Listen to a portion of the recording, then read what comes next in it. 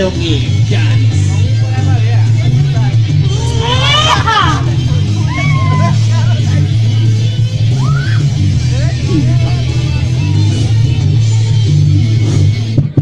Hello hello, আসসালামু আলাইকুম।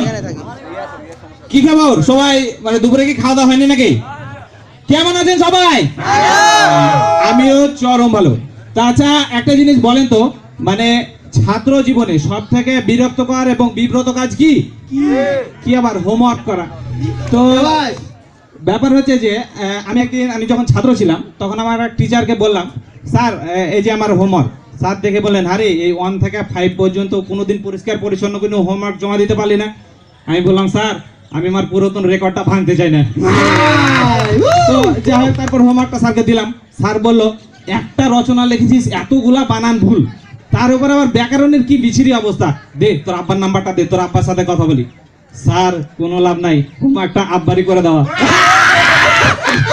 তো যাই হোক, তারপর স্যার আমাকে কান টান ধরে স্কুল থেকে বাইর করে দিল।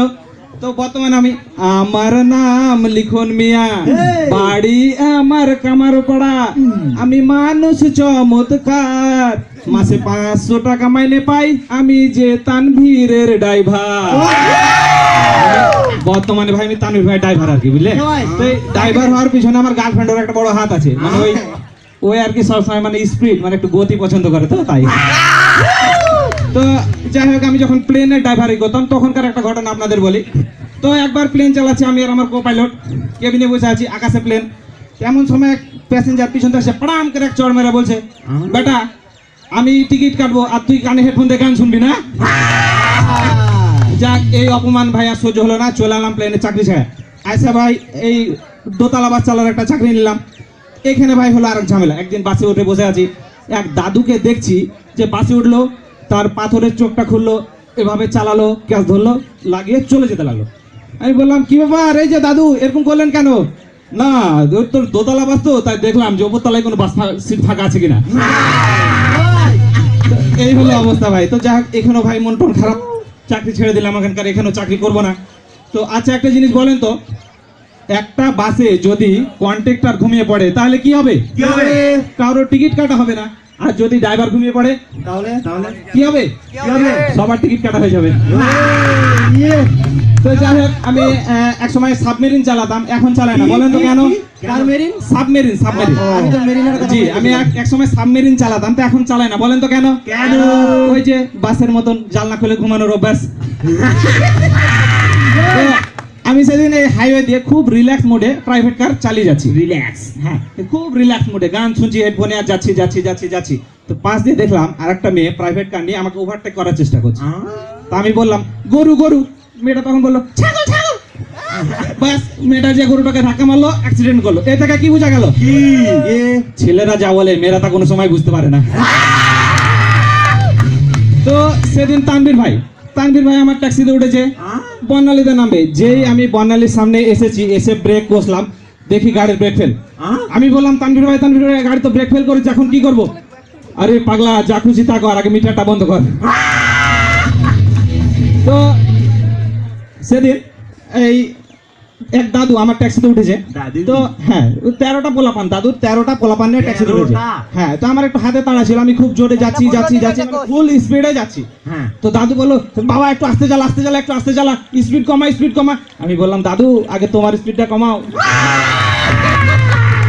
তো সেদিন ওভার স্পিড, হ্যাঁ, মানে দাদুর আগে অতিরিক্ত ওভার স্পিড। সেদিন আমি বাস নিয়ে যাচ্ছি, যাতে ডান দিকে একটা গলি পেলাম, আমি পাড়াম করে ঘুরে পড়লাম। একটা বাস এসে দাম করে আমার পিছনে ধাক্কা, মানে গাড়ির পিছনে, আমার পিছনে না। তো ধাক্কা মারার পর ড্রাইভারটা এসে বলছে, এই মিয়া, তুমি যে ডান দিকে ঘুরবা তো ইন্ডিকেটর দিবে না? আমি বললাম, মিয়া দিমু এক গালি, এত বড় একটা গাড়ি ডান দিকে ঘুরলো, দেখতে পেলো না, আর অতটুকু একটা ইন্ডিকেটর চোখে পড়তো। তারপর আচ্ছা বলেন তো, এখন আমি প্লেন, বাস সবকিছু বাদ দিয়ে এমন একটা জিনিস চালাই যেটাতে অ্যাক্সিডেন্ট হওয়ার রিস্ক খুব কম। সেটা কি? আবার ফেসবুক চালাই ভাই। তো শেষ করার আগে সবার উদ্দেশ্যে একটা কথা, যে আমি কিন্তু মানে ড্রাইভারি করার পরে রাজনীতি করে নেতা হতে চাই। বলেন তো কেন? মানে বিয়ে করার আগে রাজনীতি করে নেতা হতে চাই, কারণটা কি? কারণ বউ চালা থেকে দেশ চালা ভাই অনেক সোজা, তাই। তো আজকের মতো আসতেছি, আসসালামু আলাইকুম।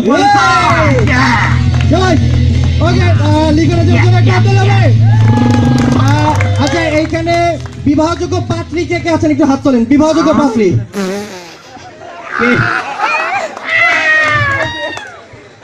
আচ্ছা আম্মারা হাত তুলবে না, খালারা হাত তুলবে না, কারণ ওটা তো আগে হয়ে গেছে। আমার একটা বন্ধুর অ্যাক্সিডেন্ট হয়েছে আর কি, মানে ওর বিবাহ হয়ে গেছে আর কি, মানে বিয়ে হয়ে গেছে আর কি। হ্যাঁ, ওদিকে যাবো না তো। কেন বলতে চাচ্ছিলাম যে কারা কারা বিবাহযোগ্য পাত্রী আছেন। ও লিখন বলছিল আমি আগে ছাত্র ছিলাম, এখন নাই, ও এখন পাত্র, এটা হলো মূল ব্যাপার আর কি। হ্যাঁ, তো এটা একটা সুযোগ হতেই পারতো, তাই কিনা? লিখনের জন্য জোরে একটা দিলাম আবার।